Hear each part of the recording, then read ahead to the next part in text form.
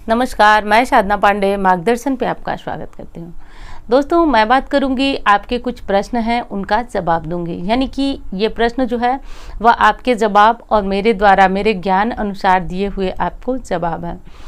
एक चीज़ और बता दूं, इस हफ्ते जितने भी आपके कमेंट आए मैंने पूरी कोशिश की सबके जवाब देने की, लेकिन जो प्रश्न थे जो जिनका कि सीमित शब्दों में जवाब दे पाना संभव नहीं था, उनके लिए मैंने ये वीडियो तैयार की। तो ये है आपके प्रश्न, चलिए देख लेते हैं। पितृदोष के कारण शादी नहीं हो रही है तो क्या करें? पहली बात तो ये है कि जब आप लोग ऐसे प्रश्न करें जिसमें आप लोग बोलते हैं कि ये इस चीज़ पे वीडियो बनाए या फिर कुछ इस तरह के प्रश्न करते हैं, तो जैसे कि देखिए, मैं पितृदोष निवारण के लिए बहुत सारी बातें आपको बताती हूँ, बहुत सारे उपाय भी आपको बताती रहती हूँ।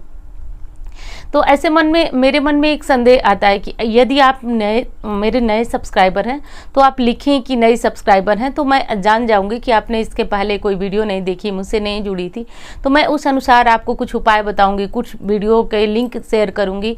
और यदि आप पहले से सब्सक्राइब किए हैं तो आप ये भी लिखें कि मतलब पहले से हूँ तो मैं कुछ आपके लिए कुछ और वीडियो बताऊँगी, कुछ और उपाय। यानी कि मेरे कहने का बिल्कुल स्पष्ट जो मतलब है वो ये है कि देखिए, यदि आप पहले से होंगे तो आप ज़रूर जानते होंगे कि पितृदोष निवारण के लिए मैं आपको समय समय पे उपाय बताती हूँ।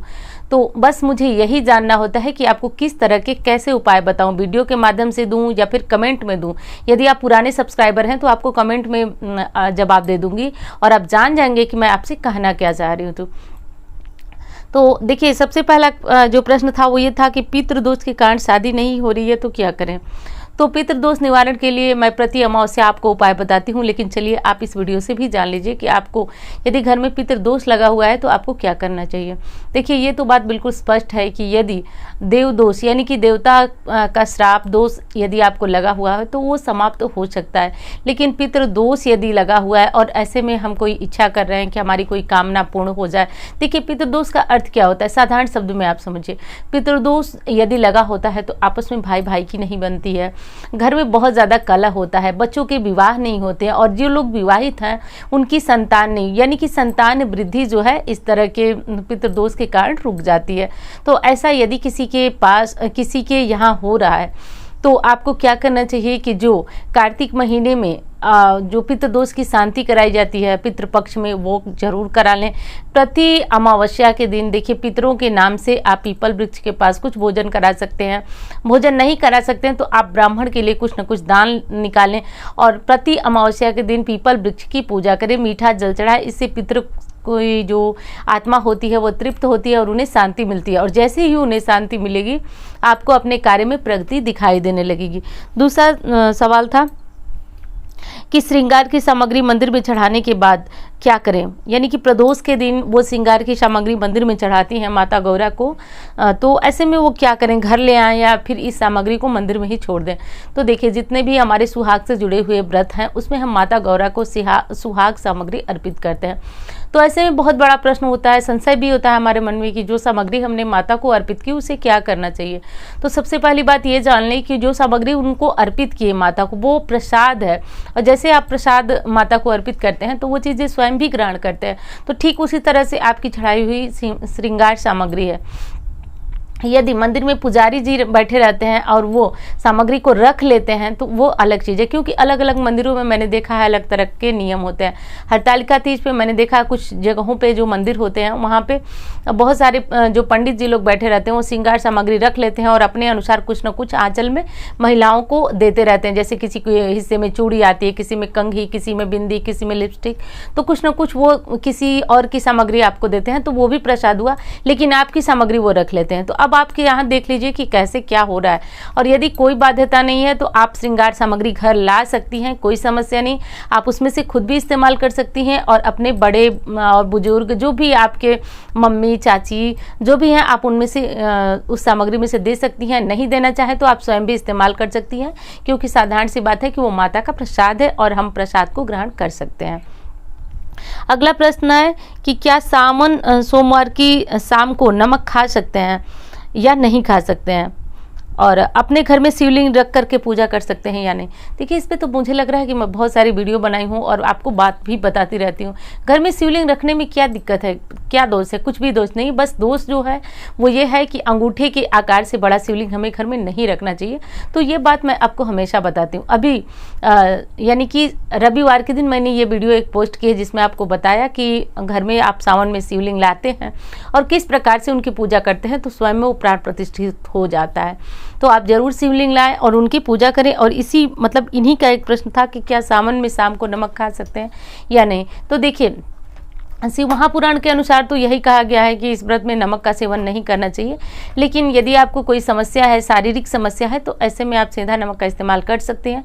लेकिन एक बार फिर कहूँगी कि इस व्रत में यदि आप नमक का सेवन नहीं करेंगे तो आपको बहुत अच्छा अनुभव होगा और दूसरी चीज़ कि आपका व्रत जो है बहुत पूर्ण होगा। लेकिन ये भी बात सही है कि यदि आप व्रत नहीं रख सकते हैं तो इससे अच्छा है कि आप एक समय सीधा नमक वाला आहार ले लें। दूसरा प्रश्न, अगला प्रश्न है, घर में इलेक्ट्रिक सामान ज़्यादा खराब हो रहे हैं तो क्या करें? तो देखिए, घर में इलेक्ट्रिक सामान बहुत ज़्यादा खराब हो रहे हैं तो इसका एक साधारण सा मतलब है कि आपका शनि खराब है। और शनि खराब होने से जो इलेक्ट्रिक सामान होते हैं वो बहुत ज़्यादा बिगड़ते हैं। अभी आपने नया नया लाया और वो खराब होना शुरू करते हैं। तो ऐसे में एक ही उपाय है कि आप सावन में शनि देव का व्रत रखें और 7 शनिवार 9 शनिवार उनका व्रत रखें। इससे शनि देव जो आपके अनुकूल हो जाते हैं और आपको इस तरह के दोष लगना बंद हो जाता है। अगली चीज़ आप ये भी कर सकते हैं कि जो भी आप इलेक्ट्रॉनिक सामान खरीदें को कृष्ण पक्ष में खरीदे, रात्रि यानी अंधेरे में खरीदे। तो ऐसी मान्यता है कि सामान जो है वह कम बिगड़ते हैं। तो ये एक बहुत अच्छा विकल्प है, आप करके देखिए। अगर थोड़े बहुत ग्रह जो है वह प्रतिकूल होते हैं तो ऐसे में ही अनुकूल हो जाते हैं। वैसे ये उपाय थोड़ा बहुत नहीं, 100% आपकी समस्या का समाधान करेगा। अगला प्रश्न है, शाम को पूजा किस दिशा में बैठकर करें घर में? तो देखिए, जिस दिशा में आपने मंदिर बनाया है जाहिर सी बात है कि आप उसी दिशा में पूजा करेंगे। और मंदिर बनाने की जो सही दिशा है वो ईशान कोण यानी उत्तर पूर्व का कोना है। और जब आप उत्तर पूर्व के कोने में भगवान को रखें तो जाहिर सी बात है कि आपका मुंह पूर्व की तरफ होगा। यदि आपने उत्तर की तरफ भगवान का मंदिर बनाया तो भगवान का मुंह जो है वो दक्षिण की तरफ होगा। तो ऐसा हम बिल्कुल नहीं करते हैं। तो इसलिए मंदिर बनाने का जो उचित स्थान है वह ईशान कोण यानी उत्तर पूर्व का कोना है।